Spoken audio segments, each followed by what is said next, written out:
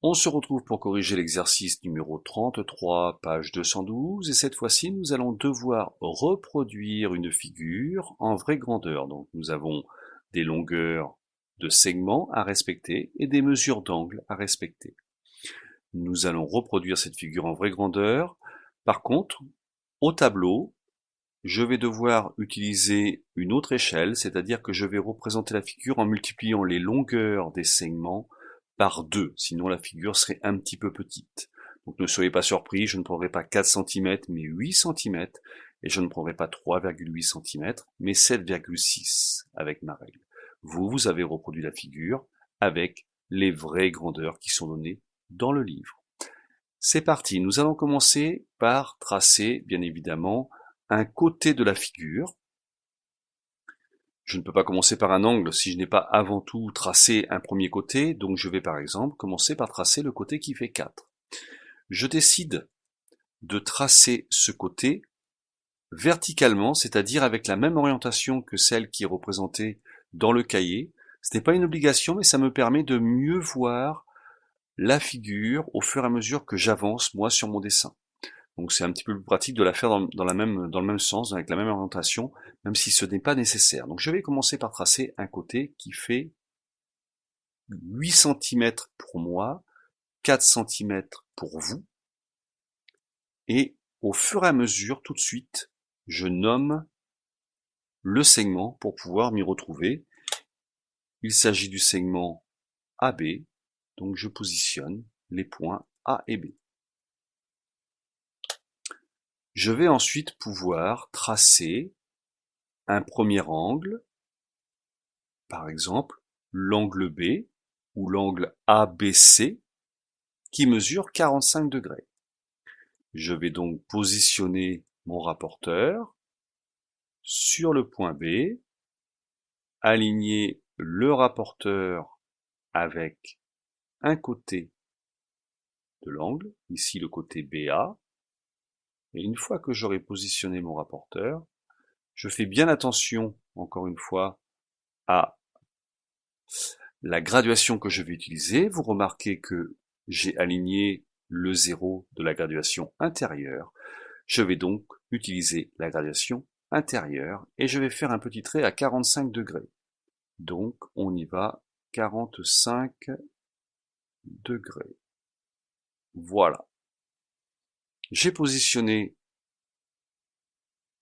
le petit trait et je peux maintenant tracer le segment BG. Le segment BG qui mesure 3,8 cm. Moi, je tracerai, on a dit, 7,6 cm.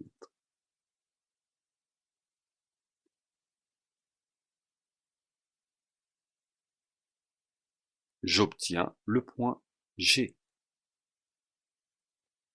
Je le nomme.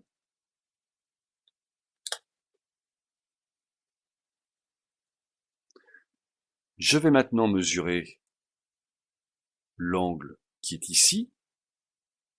Il mesure 45 degrés, je vois le codage, donc je vais tracer l'angle A, 45 degrés. On y va. Je positionne mon rapporteur sur le sommet A. Je suis aligné avec le côté AB. Je mesure 45 degrés avec la graduation extérieure. Je marque les 45 degrés. Et je vais ensuite pouvoir tracer le côté AF. Alors attention, ici, je peux tracer la demi-droite AF. Par contre, je ne sais pas où se trouve encore le point F, puisque je ne connais pas la longueur AF. Donc, je ne place pas le point F au hasard. Je prolonge jusqu'ici. Je sais que le point F est quelque part sur cette demi-droite. Voilà, je sais qu'il est quelque part sur cette demi-droite. Je ne sais pas encore où. Il va apparaître lorsque je vais tracer l'angle de 40 degrés, l'angle G. On y va, nous positionnons le rapporteur sur le point G, le sommet de mon angle. Je vais ensuite aligner un côté du rapporteur avec BG, et je vais utiliser la graduation intérieure pour mesurer 40 degrés. Je le marque, et je vais pouvoir tracer l'angle de sommet G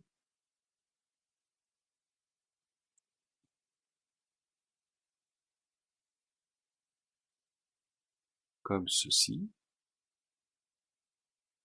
Alors, encore une fois, je ne connais pas la longueur GF, mais je peux tracer quand même l'angle BGF, et vous allez voir que naturellement, le point F va apparaître.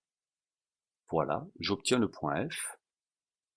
Vous pouvez rajouter sur la figure les mesures des angles. On a tout à fait le droit de rajouter les mesures des angles. Ici, j'ai un angle qui mesure 40 degrés.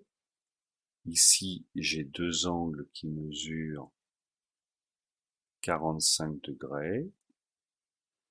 Au niveau de ces traits de construction qui débordent, eh bien, on peut les laisser, ce n'est pas un problème, puisque, en fait, ils font partie de la construction, hein, même s'ils ne sont pas représentés sur la figure initiale, ils font partie de la construction, donc on peut tout à fait laisser ces traits de construction. Voilà pour l'exercice numéro 33, page 212.